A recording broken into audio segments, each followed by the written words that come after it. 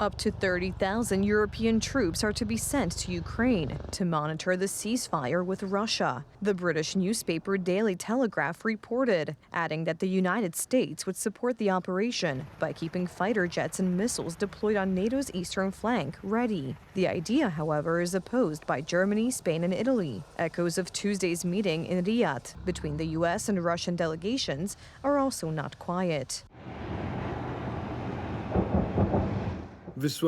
Donald Trump's administration envoy was greeted in Kiev by another Russian drone raid.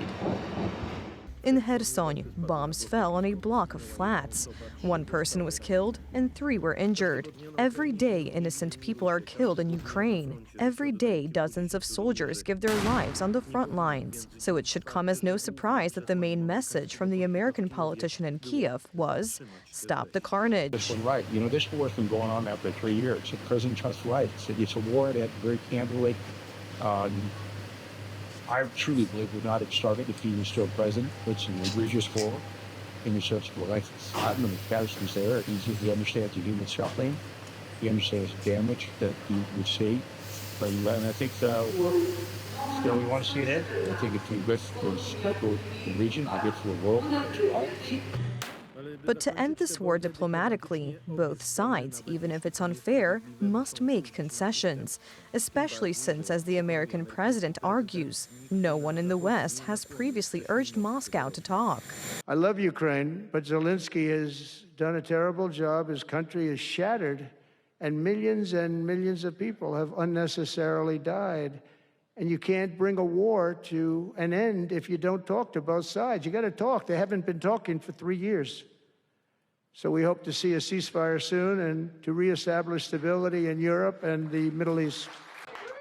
Kiev wants to participate in all American activities. This is something the White House is unwilling to agree to, pointing out that the Riyadh meeting was a reconnaissance of the terrain for the United States to build a foundation for negotiations. Zelensky took a jab at Trump, and Trump got even. The nastiness of these personal exchanges, well, we know that Trump has long had a penchant for labeling other figures internationally, nationally in the United States with colorful names and insulting names, right?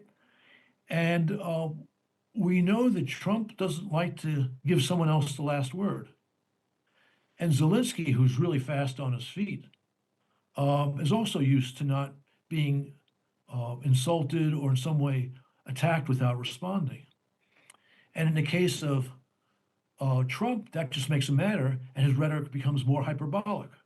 Do these exchanges of insults have an impact? Both yes and no. On the one hand, they become fodder for the media and Russian propaganda. They build the perception of deteriorating relations. On the other hand, however, the Americans consult with allies the whole time, and they quietly work in all directions behind the scenes. I'll tell you the goals that animate President Trump's policy. It's really simple. He wants the killing to stop. He wants to bring lasting peace to Europe. He doesn't just want to stop it now and have the war restart a month from now. He wants to bring lasting peace to Europe because the president believes this, and he's absolutely right.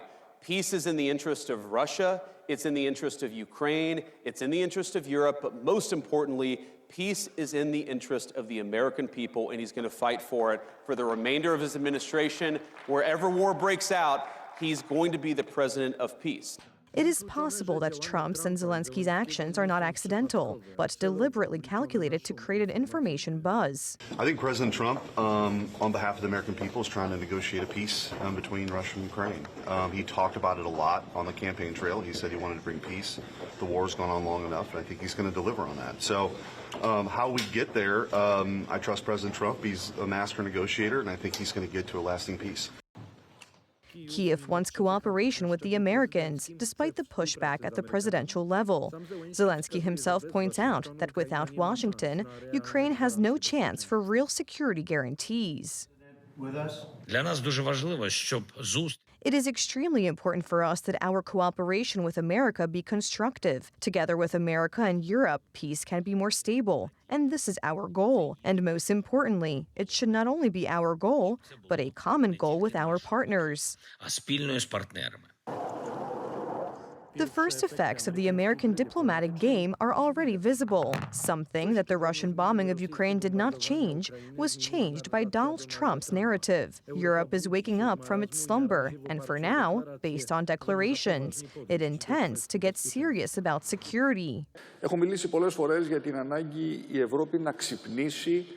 I have repeatedly spoken of the need to awaken Europe from the geopolitical and economic lethargy into which it has unfortunately fallen for some time. Unfortunately, recent events and a different outlook from the United States are now forcing us not only to face the truth, but also to act very quickly. Ταχύτητα και να υλοποιήσουμε. As a result, the European Commission has already given the green light to increase member countries' defense spending, something that was not agreed to at the worst time of the war, when the troops of the Russian dictator and criminal were approaching Kiev.